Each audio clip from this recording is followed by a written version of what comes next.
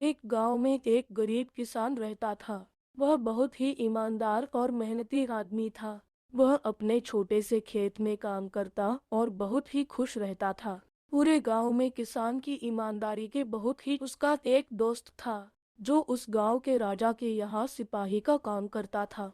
वह किसान से उसके घर रोज मिलने। एक बार राजा ने अपने दरबार में एक ऐलान किया कि उसके बगीचे में काम करने वाला एक अच्छा सा कारीगर चाहिए, जो उसके बगीचे के पेड़ पौधों और फूलों का ध्यान रख। राजा का यह ऐलान सुनकर किसान के दोस्त सिपाही ने सोचा कि यही मौका है कि किसान से मित्रता निभाने की। मैं उसे यहाँ बगीचे में काम पर लगवा दूंगा। उसका वो मेरा साथ भी रहेगा एवं किसान का भला भी हो।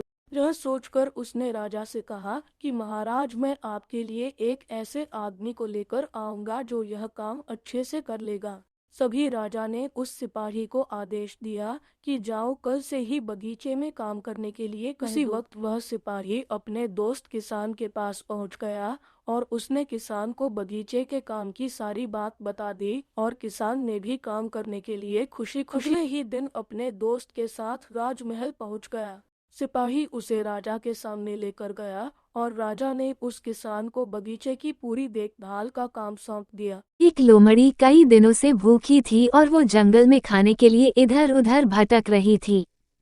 काफी कोशिश करने के बाद भी उसके हाथ अंगूर तक नहीं जा रहे थे, तो बोली कि ये अंगूर तो खट्टे हैं, कोई मूर्ख ही होगा जो इन अंगूरों को खाएगा। एक लोमड़ी कई दिनों से भूखी थी और वो जंगल में खाने के लिए इधर उधर भटक रही थी।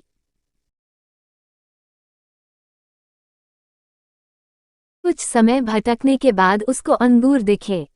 ये अंगूर तो मैं ही खाऊंगी। ये अंगूर तो मैं ही खाऊंगी।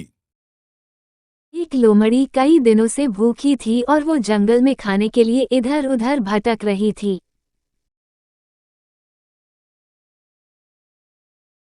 कुछ समय भटकने के बाद उसको अंगूर दिखे।